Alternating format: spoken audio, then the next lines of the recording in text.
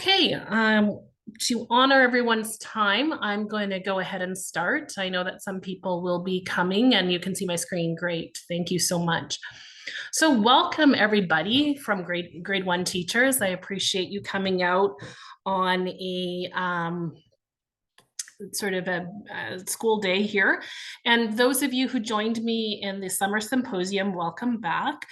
And those of you who are new today, are new to seeing me and joining me, I'm just going to introduce myself so you'll know who you're spending the next hour or so with. My name is Nicole Lamoureux, and I have about 20 years of teaching experience in an elementary classroom setting. I served as the elementary science consultant with Edmonton Catholic School Division, and I am very passionate about science education, as you'll know, and I'm really excited to share some research tidbits with you along the way to help you with your science instructional practices. Okay.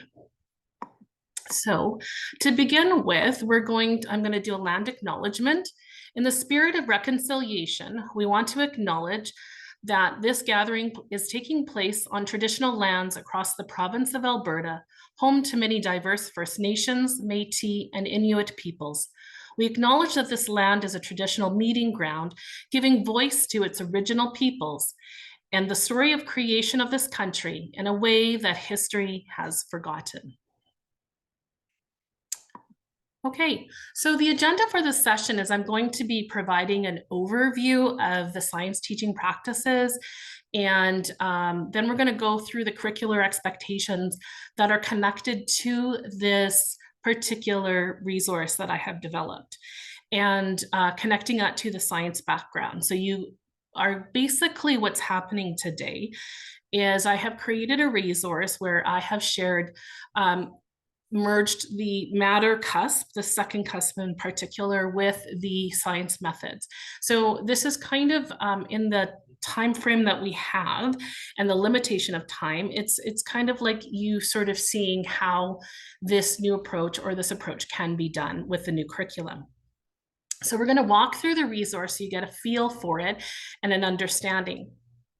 So I'm going to ask, I definitely welcome questions, but I'm just going to ask for the sake of time, just to make sure that I can get through the entire resource itself.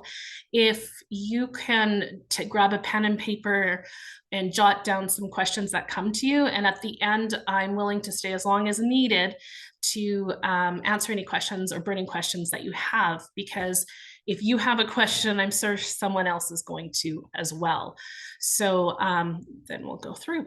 Okay, so at the end of this particular session, you will receive resources. You will receive a mini unit plan with links to student graphic organizers and handouts, as well as any videos or resources that I have procured for this. There's some that I may suggest for purchasing purposes, and as well, you will get the slides for the session today and any student slides. And I usually get this question, will the resources be translated into French? Yes, they will. And they will be posted on the ARPDC site after so that it can be accessed. But anybody, it is being recorded today. So everything will be shared out with you via email, but I will drop the plan into the chat as soon as we're finished today. All right. So for those of you who were in the science symposium, I'm just going to do a quick recap to kind of situate ourselves so that you have an understanding of where this resource was developed and why it was developed in the way it was. So our previous curriculum up until last year was written in 1996.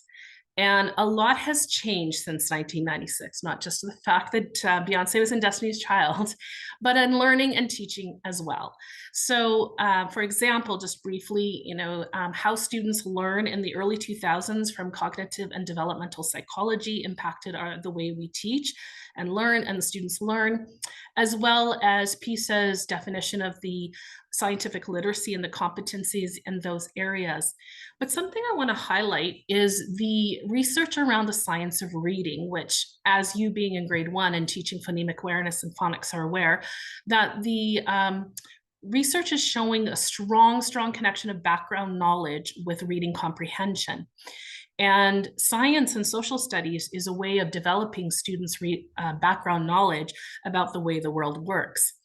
And research in science education itself has changes. So our science instruction and resources should reflect these changes.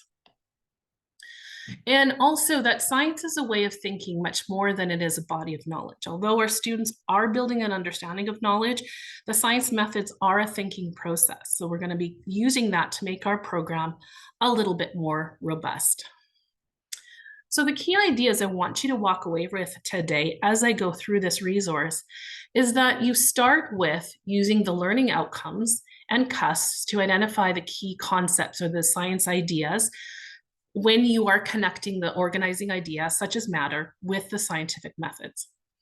Then you are going to provide, looking at considering providing an authentic context for students to investigate and connect to, and the importance of explore before explain in science. And we'll talk about that. And the use of vocabulary to help students make meaning, but considering when we would introduce vocabulary and using text. As well as, I know the question has been formative assessment. How do I assess this? So we're going to look at how you would triangulate evidence of student learning during the lessons to use that to help you see the impact of your instruction, but also respond to that and make changes as needed. So let's talk about the science instruction and bringing it to the 21st century. So traditionally, and those of you in the Science Summer Symposium heard that, of course, the previous resource from 1996 that went along with that curriculum was very activities-based. So you would have a student learner expectation or outcome and a series of hands-on investigations or hands-on activities after. So when we were planning for the topic, because it was a very topic-based curriculum, we were thinking what activities are going to support this. And it would be about coverage, because there was a lot. But myself, and just wondering about that, just because the students were doing hands-on investigations, were they understanding this? Were they making meaning?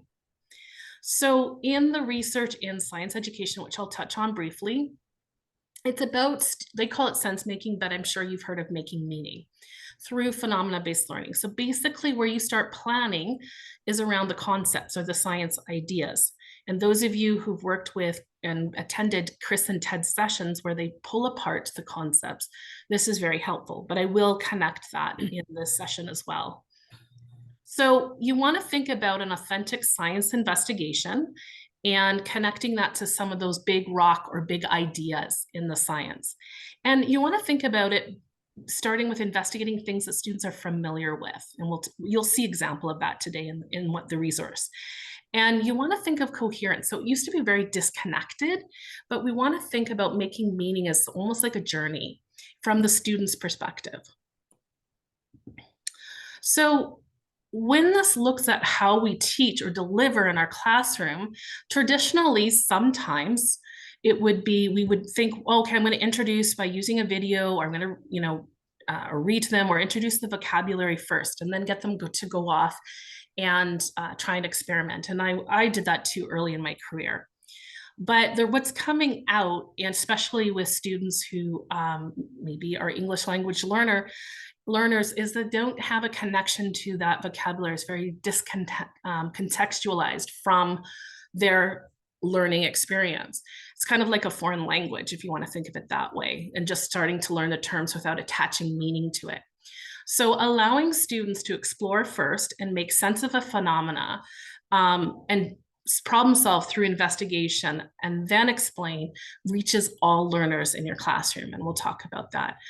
So what that is, or how I've planned around, is the ambitious science teaching framework. And basically it's starting with engagement with the important science ideas, and then getting the students, getting to see what ideas are students coming with, and then supporting ongoing thinkings of changes through the lesson development. And then how are students showing me their understanding? Okay, so the sequence is flipped in science education, and that's looking at explore before explain. That notion that students come with an idea of how the world works. I've often used the example of if they throw a ball up, they know it's going to come back down. They may not know the term gravity, right?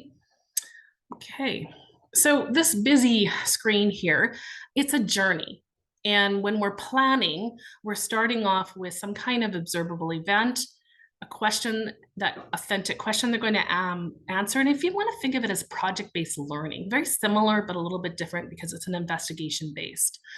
And then they're going to do a series of hands-on investigations, and they're going to put that together with the vocabulary that they're introduced to and with maybe the text that they're being introduced to. And they do more investigations until eventually they get to the point where they can answer the question at the end. So OpenSciEd is a resource, and materials in the States, they call that resource, materials are resources. I like this. It's a huge equalizer in the classroom, especially for students with special needs and English learners. Students are figuring things out and actually doing science rather than just being told about the science ideas through a video or through text.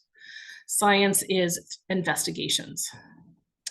So something you're going to see, or I'm going to talk about, and there's an adaptation I made for grade 1, is the learning summary table. So basically there's the driving question, but every time they do an investigation, sorry about that, they observe something. What did they learn? How does this help us answer our driving question? That's something different, and that comes from the research, or one of the criticisms of project-based learning is that it taxes students' cognitive load. So this is a way for students to make meaning of what they're doing and make those connections back, that sort of deep learning that those of you that go to Chris and Ted's session talk about, those connections. So these are examples of what learning summary tables can look like. The picture here is my own classroom with grade 4 students. I've done this with grade 2. I just modified it because I think this is the beginning of the year. So, some of the benefits is it reduces cognitive load, but it also helps students make meaning. So the version I have for this particular, for grade 1, is I did a learning summary slide, and we'll go through this. You might be thinking, okay, how do I fit this all in? Don't worry, I thought that too myself. I want to talk about like English language arts, okay?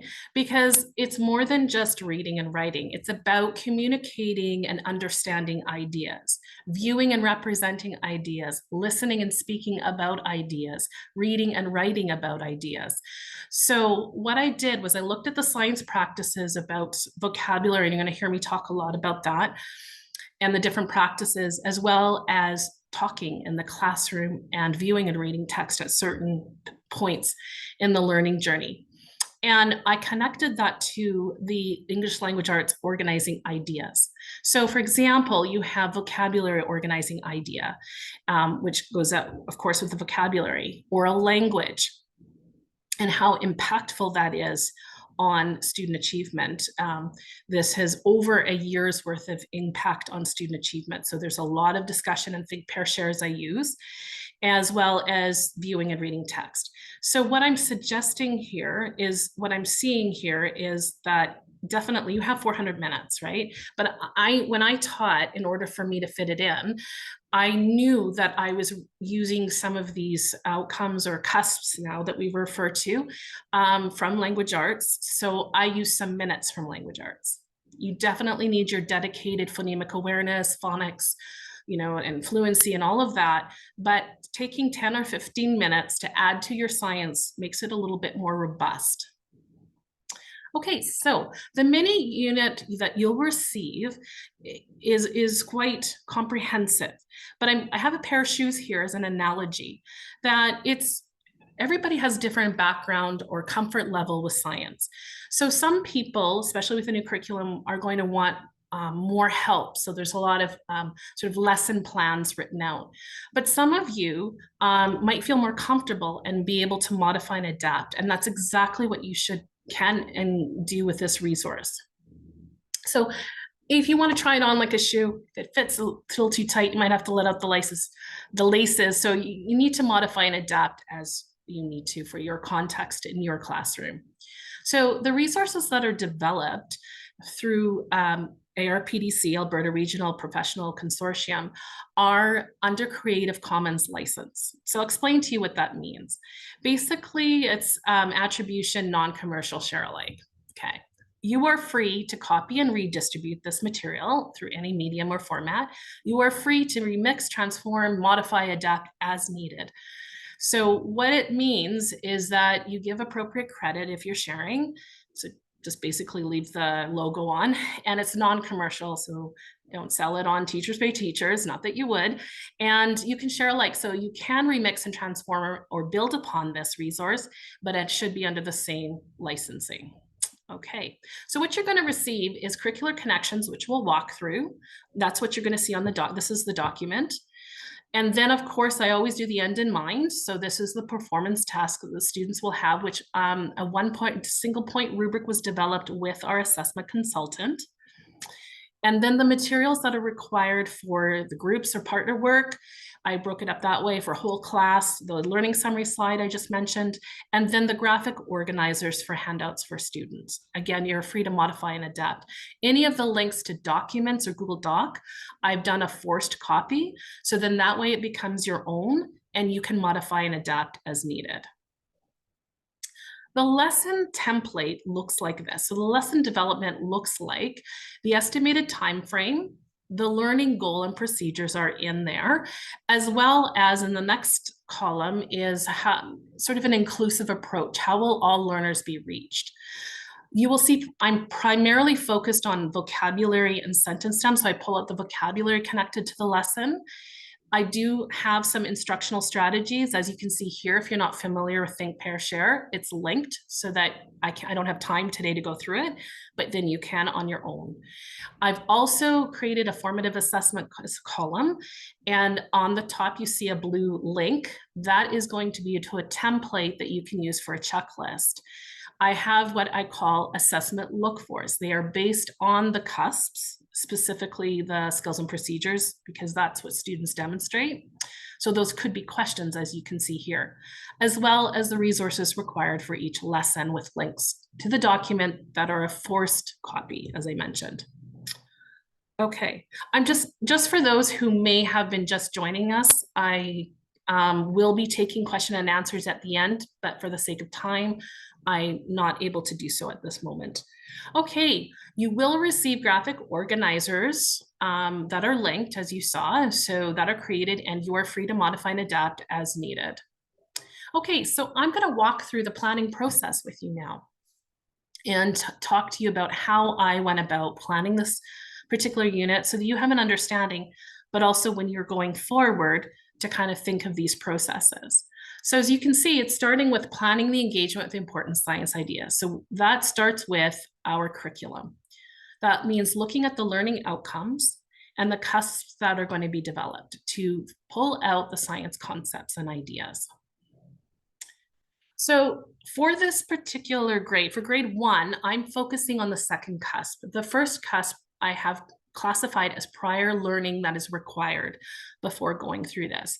So before engaging in this particular unit, students should be familiar and know and have a good solid understanding of what an object is, have worked through texture, although I do have a lesson for that in case you didn't, and then looking at some of the physical properties of objects. Now, I really do think that they're going to learn a lot about length, weight, shape, and texture. Area is definitely one I would probably, with grade 1s, be working on. That's a little bit of more of a challenging concept. Okay, so for a word wall if that need be, but that's something I would consider having. And properties of objects is something that before they start this unit, they should have a knowledge about. Okay, so this is, again, the second cusp. So when I started, I looked at the 2 outcomes. So I looked at first at matter because that's the one we're starting with first. So students analyze, that's the verb, that's what they should be doing. And analysis means to break down into components. So they're looking at breaking down the properties, what are they, and investigate how they can be changed. I bolded investigate because that means right away we should be connecting the scientific methods. So then I looked at the learning outcome from scientific methods. Students engage in, so they should be doing an investigation and they should be describing. So you're going to see some kind of summative assessment connected to that as well. Okay, so then I walked through the cusps and I've unpacked them because this is the focus for this particular mini unit. So I start with the understanding because the understanding kind of is the pinnacle of what this cusp is. What I want the students to walk away understanding. Physical changes to objects do not change what the object is made of. Okay, physical changes. Well, that's where your knowledge statement. Yes, the students need to know this, but you as a grade 1 teacher, this is the parameters. So it can be changed. Now, it include tweaks me off that, I have to do all of these. Okay, so length, area, weight, shape, and texture. Then I went down to what actions include. So again, we have to teach and they have to know bending, twisting, stretching, cutting, and breaking. Not all objects respond in the same way to these actions. So that makes me think about the objects a little bit and what they're going to investigate. The skill and procedures are what I'm assessing, what the students need to do and to show their understanding or their progression if they've met the learning outcome. They need to predict how the actions of bending, twisting, stretching, and cutting can change various objects, their length, their area, their weight, their shape, and texture. They're going to explore those actions, and that explore, we're going to connect it up to those various changes. And then they're going to describe the changes that result from doing those actions. So I'm seeing a connection between two ideas here. I'm seeing a connection between the properties, the physical properties, and the actions, and the relationship. What's the impact that this is going to do to the object? When I saw this particular, it's in blue because it really connects to the understanding statement. Discuss why physical changes do not change when an object is made of. When I fold paper, it's still paper. That's actually an answer to it. Okay, so now I've kind of worked through the cusp. Then I have to think about the science behind it, just like you would the math. There's some foundational ideas. So I'm going to share these with you. So matter, we live in a three-dimensional world. And an adult or an adult definition of an object is anything that takes up space, like has volume and has mass. So the Kinder definition is anything perceived using one or more of the five senses. It's a tactile. Matter can be like air is not visible. It's not you can't see it, right? But an object like a backpack or the mountain or a bird is why I like to start with matter in the beginning of the year, especially for coming from an elementary perspective, because you are providing the vocabulary to describe and make observations to describe the physical world around them. Okay, and we'll kind of go through that. Now I think about misconceptions. So thinking about the definition of an object as anything that takes up space and has mass. When I think about the types of objects I want my students to investigate, I have to consider avoiding misconceptions or working around them and teaching about them. So for example, if I was to use plasticine, if you cut or break and it becomes two pieces, by definition, it becomes two separate objects. Okay, because it takes up space and has mass. So we'll talk about that, about how you would do that. Now, thinking about the rubber band, if they cut it in two and it's two separate pieces, it's two objects. So I would be thinking about getting them to cut it in one area so it's one long, and it'll change the mass, right? So now thinking about science, properties are characteristics, features of an object, material, and matter that are observable and measurable, or both, in order to describe and understand it. So there's a reason behind doing this. And I want to get to that a little bit more here with this particular screen. So if you look at properties of an object, they're dependent on the sample size and they're useful to describe the object, but not identify it because it can change size and become more other objects, as we just learned. So an example of the properties, and I bolded our curriculum down below, what we look at. And then it's good to kind of think about, well, where is this going with our students? So grade 3 and further along, they're going to look at properties of matter. And that is generally about the quality or essence of the subject. And it's useful for identifying unknown or classifying substances. Okay, that's why they're learning it. And I highlighted it below, the ones that connect to our curriculum. Grade 2, those of you who are kind of doing, if you're here and you have a 1-2 split, is looking at properties of material. It bridges both the dependent on the sample size, the description, but it also looks at the substance as well. But the focus or the purpose behind that is on how these physical properties make material useful. Okay, so then I think about the objects. I think about all of this, and I looked at the knowledge statement. Not all objects respond to the same way to the actions, right? So then I wanted, again, when I talked or introduced, I said, thinking of context, something that students come with prior knowledge. And it's easy. Number one, that's easy for them, but it's easy for you to grab these materials. Plasticine, every school has one, and children have worked with plasticine or Play-Doh before. Money, hopefully most children have touched or felt money. If not, this is great for them. A rubber band, thinking of the thick rubber band, right? And the popsicle stick. Now I'm thinking about exposing them to that these objects are going to not respond in the same way, because plasticine is really malleable and it can change, and it'll change its shape. A quarter by hand, unless there's extreme force, will not change. So that won't respond in the same way. A rubber band can change, but it goes back to its original shape. And a popsicle stick, you can't bend or twist it, but you can cut or break it. And I said, for safety reasons for this, I would demonstrate in the classroom so there isn't splinters or anything like that. Okay, so then I came up with a driving question. How do actions change properties of an object?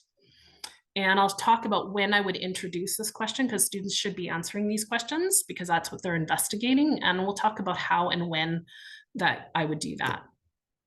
Okay, so then I go to the science methods. And what I did here was I looked at the skills and procedures in matter. And I looked at the skills and procedures in the science methods, and I lined them up. So you can see predict, that's, I also want to make sure that it's not just a likely answer, but it's their understanding, that you're giving a reasoning behind it. A because statement is attached. Excuse me. Explore.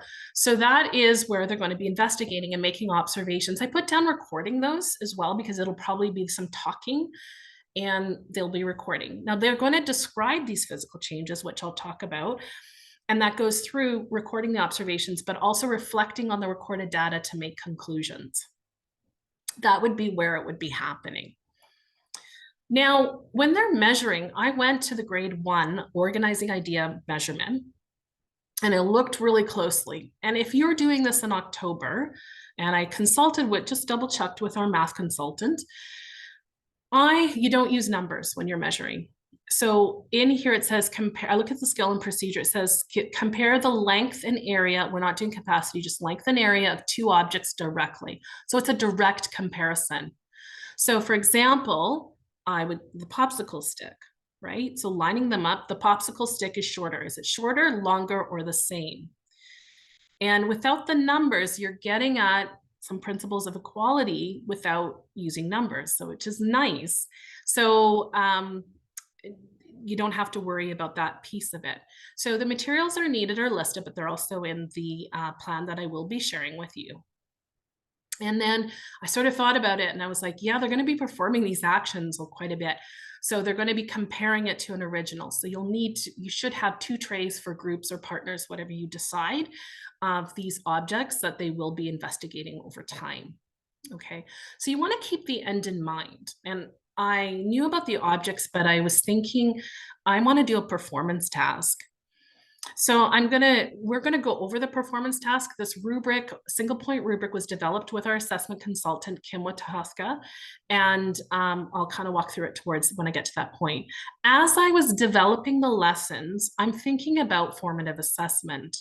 I'm thinking about, as you are scientists of your students learning, you're gathering evidence, I want it to be valid and reliable, right? Students can show things in different ways. So think of triangulation, that observation, keeping anecdotal records or checklists, or you can video them, have students having conversations. and the product, which, we'll talk about as well. But the question I'm thinking for as I'm planning through this is, what do I want to hear or see from students that shows me they're meeting the skills and procedures connected to that particular lesson? And the knowledge is usually demonstrated through the skills and procedures, okay? So what I've created for you is, and you will get a copy of this, and you don't have to use it, you can if you want, and there's some variations which you'll see, but it's not about the task, it's about the skills and procedures. So what I've done here is I've put in pink the matter skills and procedures that are going to be formatively assessed. And then in green, I looked at the scientific methods that they will be formatively assessed.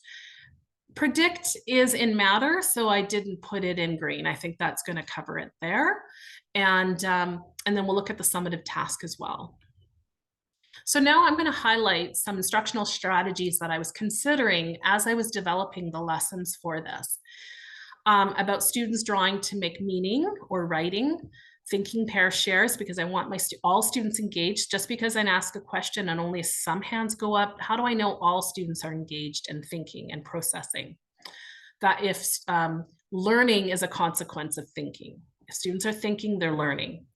The gradual release of responsibility at certain points, you'll see things like model and then vocabulary development. I'm not going to go through these instructional strategies because a lot of them are linked in the document itself, but I'll highlight some of them.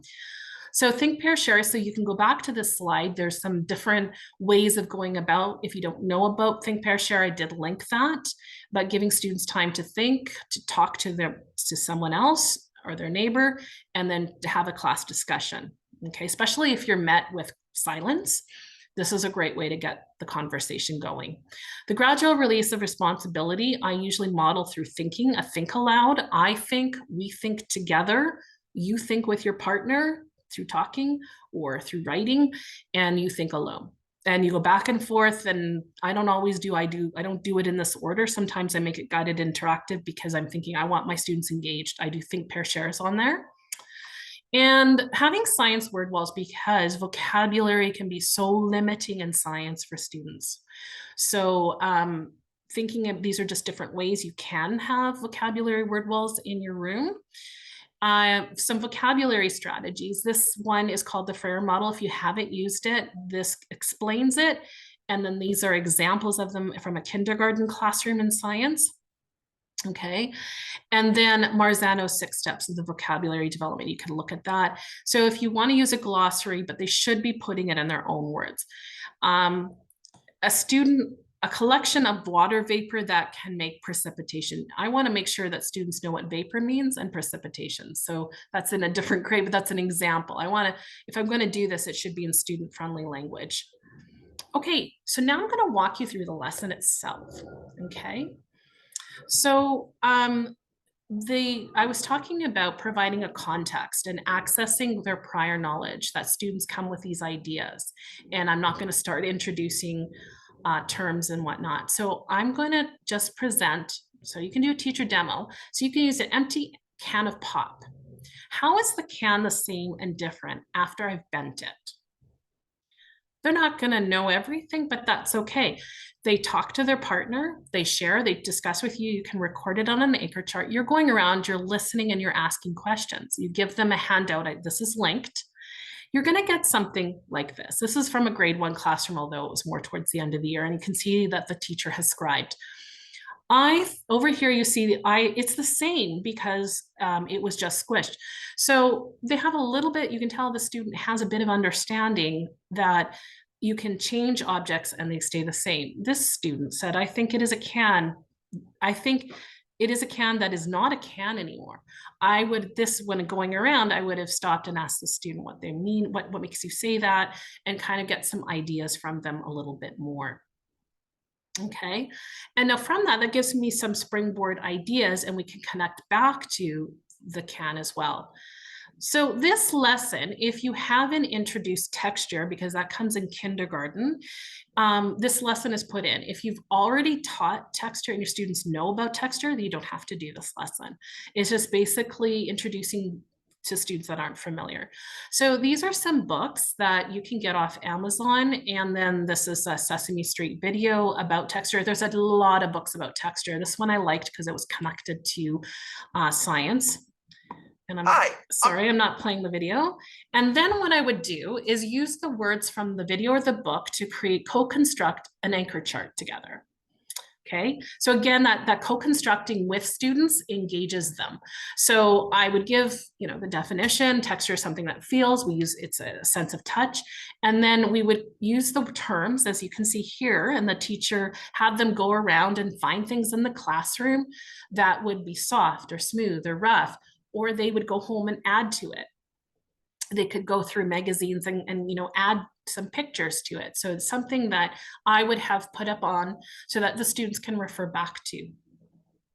So the next lesson is then presenting the objects to students to investigate, accessing their prior knowledge, but also developing observational skills. So describing texture and shape, this is this particular lesson. So I would give the students the tray just of one, and I would have them feel it, talk about it, look at it, observe it, okay, just in order to describe its texture and shape now that they've been introduced to the vocabulary of texture.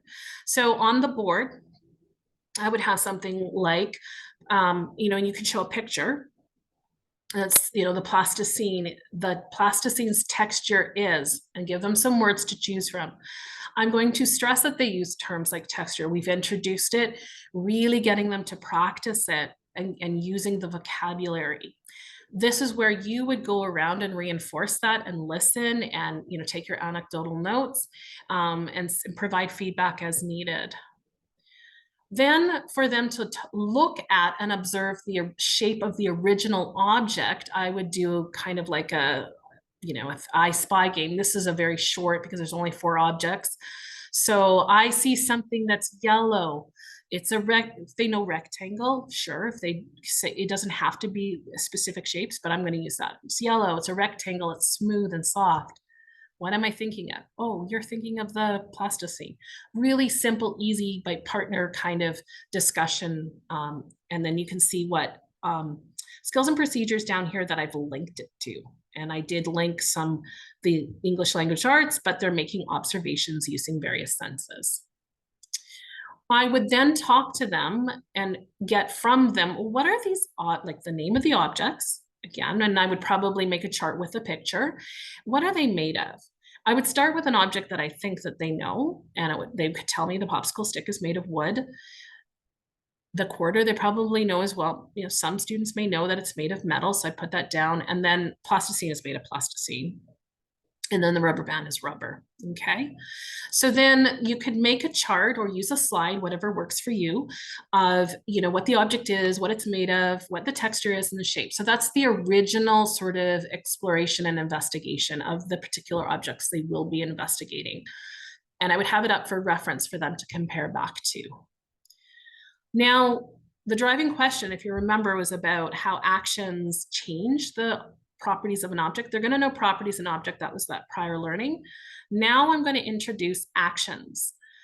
I'm not going to do it on the objects or anything. I'm just going to introduce, this is explore before explain. So now I'm, it's just right time. I'm going to introduce the actions. So I might have a chart like this, and I would, go through and then have them, maybe do it in the air, do it on like their coat. I wouldn't get them to cut it, but they can cut with their fingers, pretend to break. They can fold their bodies in half, make it out of charades with a partner where they do an action and the partner guesses what that action is, so that they're really building the vocabulary, if they don't have it, of all these different actions. They'll probably know cut, but some of them might not know, especially because we have a high percentage of ELL learners. So what's good for ELL is good for all learners. So then I would introduce, now they know actions. How do actions change the properties of objects? Okay, so that's where lessons 6 to 9 focuses on looking at the physical properties. Okay, and you can see the connection of all the skills and procedures for matter and the skills and procedures in these lessons from the science methods. And this is the steps in the scientific method that they're going to be going through. Okay, so I'm not, now you may not like that I had about 4 or 5 grade 1 teachers provide feedback and input on this particular resource. If you prefer, you can investigate the property, the object, and do all the properties on it. Looking at the length, area, weight, texture, and shape, how the actions are going to change that. I opted to, you'll see what I'm doing. So first we focus on shape. So these sort of investigations are taking 2 to 3, sometimes 4 days, depending on your context. Okay, so will bending, and I used pictures, the input from the grade 1 teachers, will bending change the shape of the plasticine? And then they can be given a sentence stem of, I predict bending will or will not change the shape of the plasticine because, again, we're pushing them to share their current understanding for a prediction. And a prediction is not just a likely answer, it's also an anticipation of what you're going to observe. That's really what a prediction is from a science perspective. Then this is the recording sheet, so what you get. Now, this is the only time that I will get them to focus on whether or not they can do this particular action, because they're going to be repeating these particular actions over and over. So the action itself isn't important. Like I've seen sheets where it's like, can I bend this? Yes, no. Can I do this? Yes, no. It's in connection to the physical properties. So what they do here is they're going to just quick sketch of what the object looks like at first. Then they do, can I bend it? Yes. Okay, what does it look like after I bend it? And they do a quick sketch. Okay. And then they go through the quarter, the rubber band, and the popsicle stick. I'm not saying a day per object, but it depends on your class and your context. This is the formative assessment check. So as the students are doing the investigation, because they're going to be repeating these actions and different various properties of the objects, I'm going to zero, and this is what came from our assessment consultant, Kim, and I thought it was an excellent suggestion, is focusing on 5 students. Okay, and so if you can see down here, and you do get a link to this if you want to use it or change it to your liking, I'm focused on length, okay? Or I could be on shape, but on length here, it's the same skills and procedures. And I can do met, not met yet, or approaching. And you can see Elon Musk is having some issues. So that's the only child that I would be writing notes about. Elon struggles with providing a reason for his predictions. He is also unable to state whether the plasticine was shorter or longer. He knew he was using sight to observe the plasticine and recorded his observations. So that's just an example that you could do. When they do the quarter, you can focus on the next 5, or, kind of chunk out students that you're going to be observing about what you want to hear or see connected to those particular skills and procedures. I put not yet as an option because discuss why doesn't come until the end. About the physical changes do not change what the object is made of. Okay, so you go through, now twisting. And then at the very end, once they've gone through all the objects and investigated how it changes the shape, they do a learning summary slide. And it's your call if you want to do this whole class or start off whole class, like that gradual release of responsibility, depending on your students. But in any event, or you could print this out and the students could cut and glue it. All it's asking is they look back over their data, what object changed and what object stayed the same after going through all the actions. It doesn't matter, it's just, did it change? Everything's going to be under the change except for the quarter. All right. So in day 7, it's the same thing, except for this time I've added the math skills and procedures for compare length of 2 objects directly. So we're just not the indirectly, but the directly. So then they do the prediction of length. So they're given the question and then they discuss think, pair, share with their partner. I'm not getting them to write predictions. Now they are going to line up, and you will have to model this obviously with the students. Could be a smart document camera, or you could have a table set up. Now it's up to you if you want to take a tube of the plasticine and not the whole entire thing to compare against, that's fine. The bent plasticine is shorter than the original. So they should be talking about it, they record it, and when they record it, do they record it accurately? That's a formative assessment. Are they describing? So again, as you're walking around, are they, the description is it shorter or longer? Really, that's the result of the action. Okay, they go through, I'm not going to go through every single one, but then they would, they finished that, they go through. Now you would continue it with all the objects with length. So they would predict, directly compare the measurement and record the observations, and then do the learning summary table. Okay, so here is your graphic organizer for that. And then at the very end, once they go through it all, they would do the drawing of conclusions and reflect on recorded data. So they go through what objects changed, length, like after going through all those actions. And it doesn't, regardless of action, just which changed and which stayed the same. Okay, so then lesson 8 is now weight. I've taken off the math because there is no weight in math. So I just kind of left it. It's similar to that. You will need a pan scale, and they're using heavier, lighter, or the same, okay, as the original object. So will bending change the weight of the plasticine? So then they do a prediction. It's going to be heavier, lighter, the same because, and then they directly compare the bent plasticine with the original. This is where the misconception about objects. So when I'm modeling for students at this particular point, it's best to show them how to break off a smaller chunk so they know which one is the original. Take the smaller chunk, put it away, and then now the changed per version measured against the original. Okay, same thing with the popsicle stick because it's going to become 2 separate pieces. And that's where when they cut the rubber band, that it be placed just one cut. Okay, so same thing about when you're assessing the recording of observations and when you're listening as you walk around for them to describe, is it heavier, is it lighter, is it the same, okay, with their partners. So again, they would go through all the objects in the same way with the weight, and continue doing the predictions, the direct comparisons, and the conclusion. I think they're going to get to a point, I think depending on your class, but I think most students are going to get to a point where they're going to actually be able to make predictions about all 4 objects. I slowed it down at the beginning because it was the beginning of the year, but depending on your class, if they start predicting how it's going to change each object before, and they can do that, that's cool, and that's fine. Okay, again, that's the adaptation. So again, they would go back over with their recorded data and see and do a learning summary slide. Did the weight change after they did all these actions? What changed or what object stayed the same?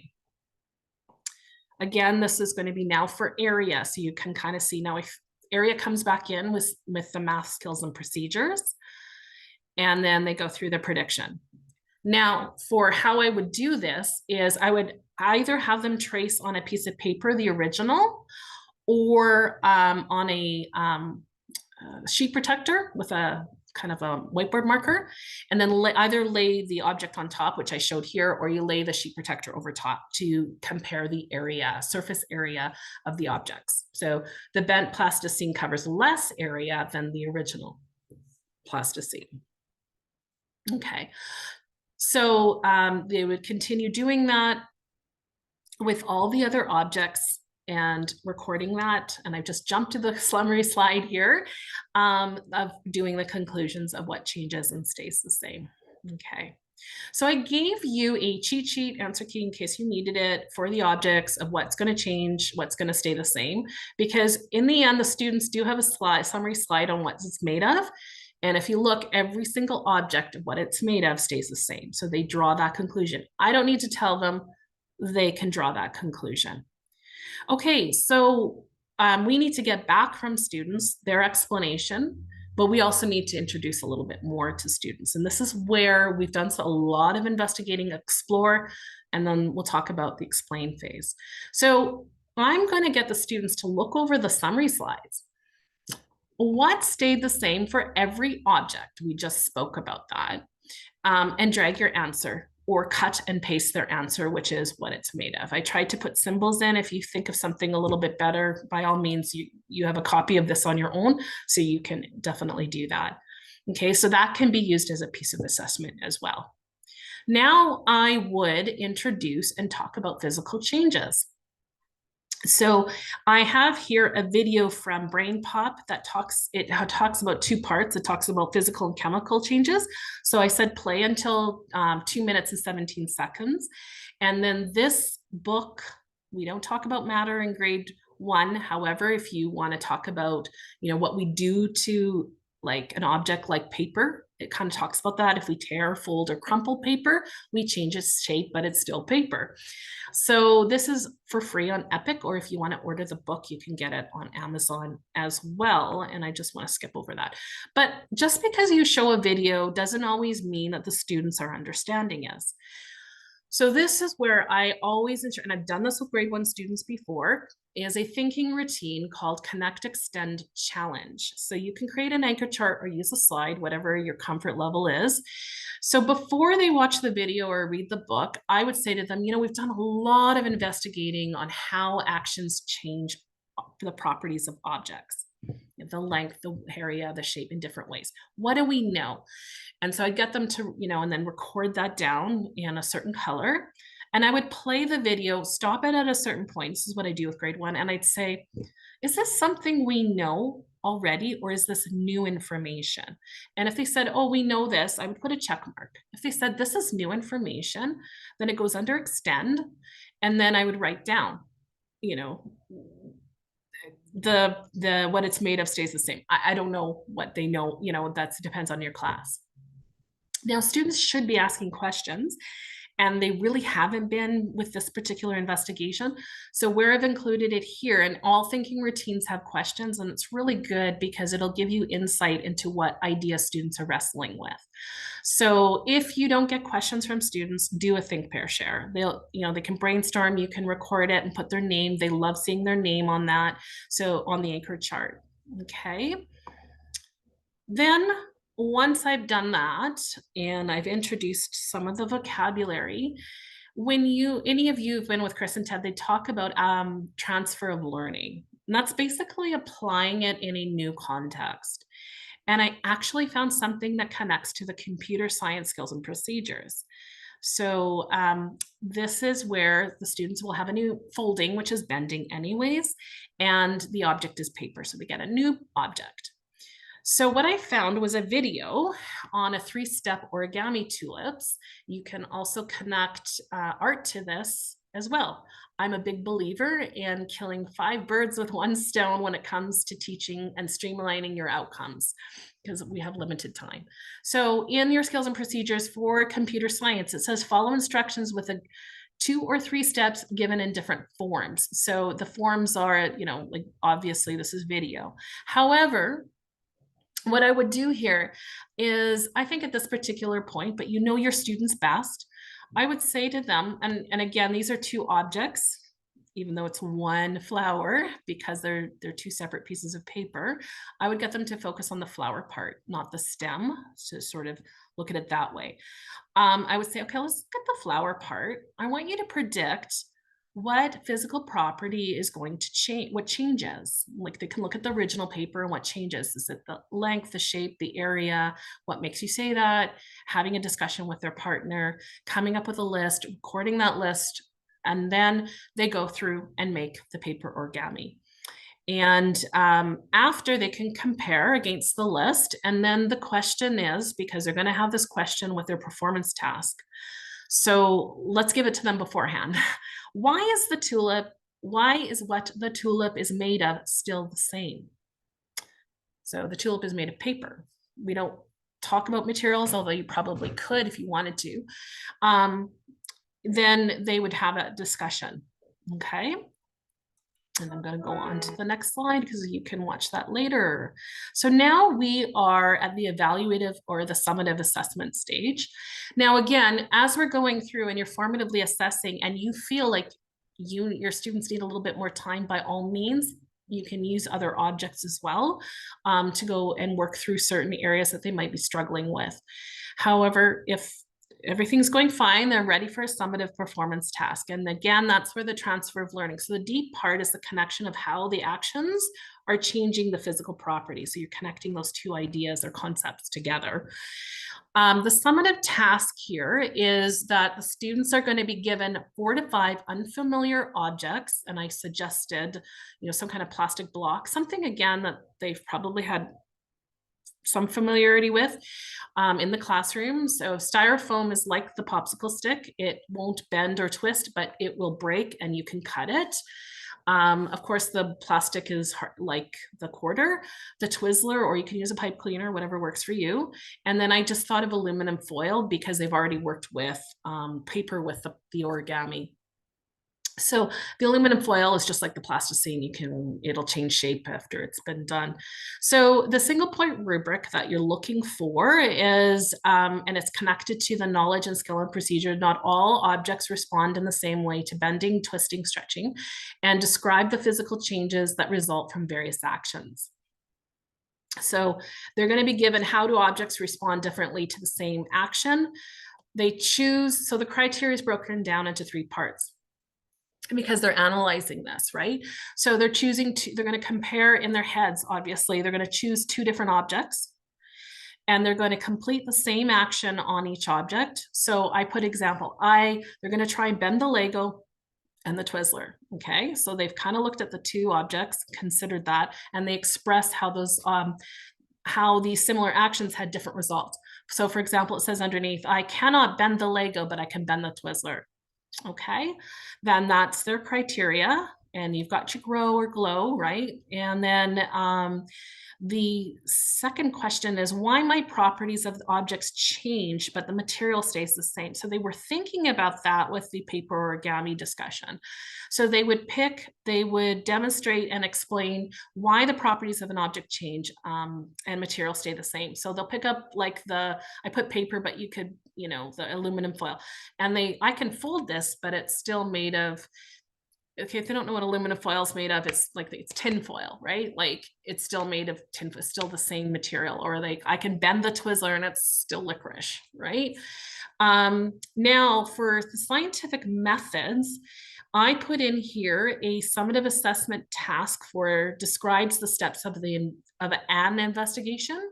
So you can gather that with different ones over the year and different organizing ideas, but I put for this particular investigation. So uses order and sequence to assist with describing. So it's not about order and sequence, it's just helping them to describe it as they do that. So what you'll see here is the questions, and then the sort of template that I made here was that describe the steps of the science investigation. So they cut out and glue, so they could, and I gave a silly one like play with the objects. So gather data, make a prediction, gather data, and form conclusions. That's pretty much the steps to this particular investigation that they've been working on. And then you can hand back the crushed can and you have them use a different pencil, crayon, or stickies and add now what properties they think have changed. And you're going to definitely see growth.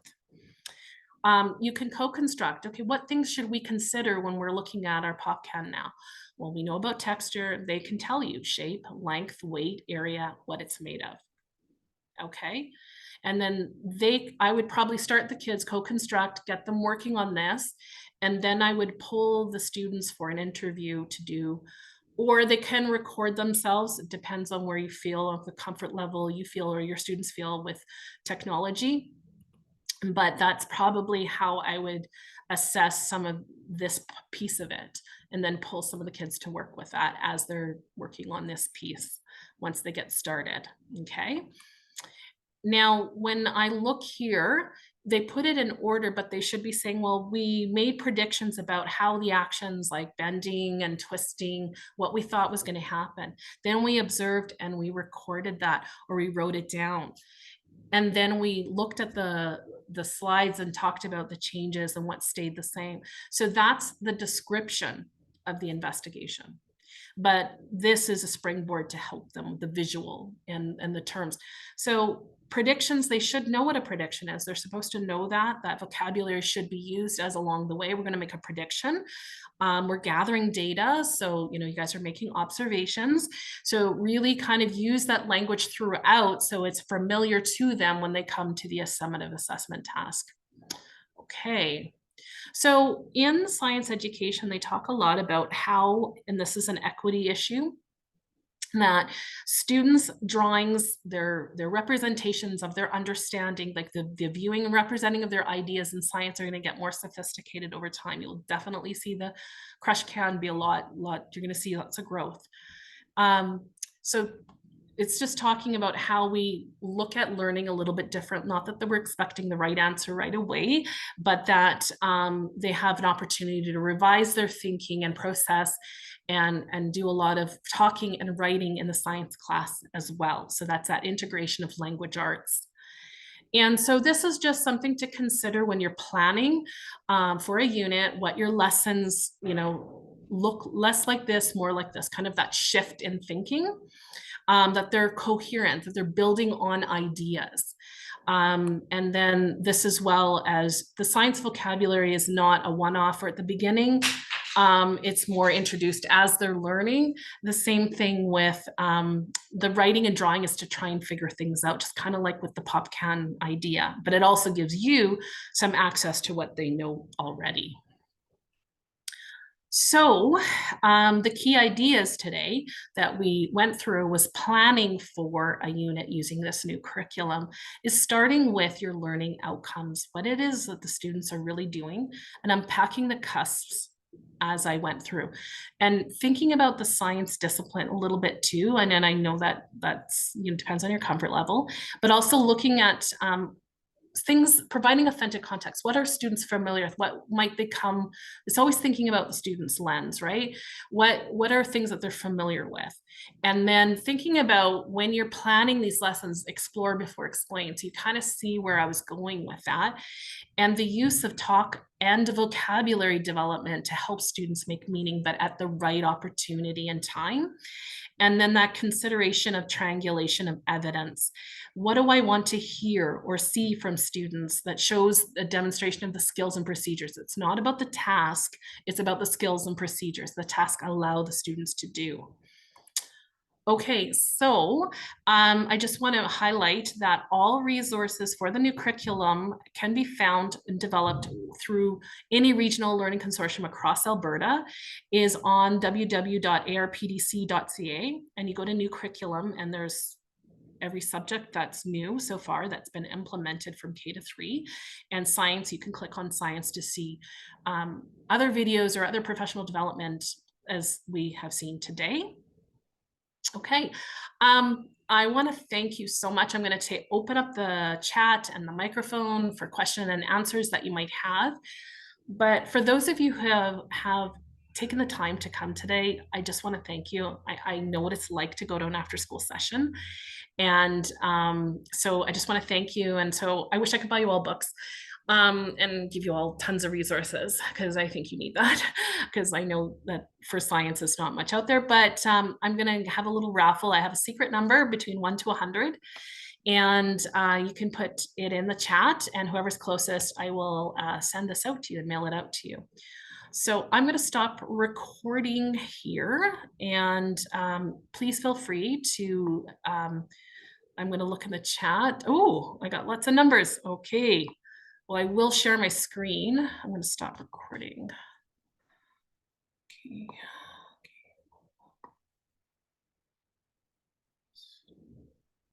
Okay. How do I stop the recording?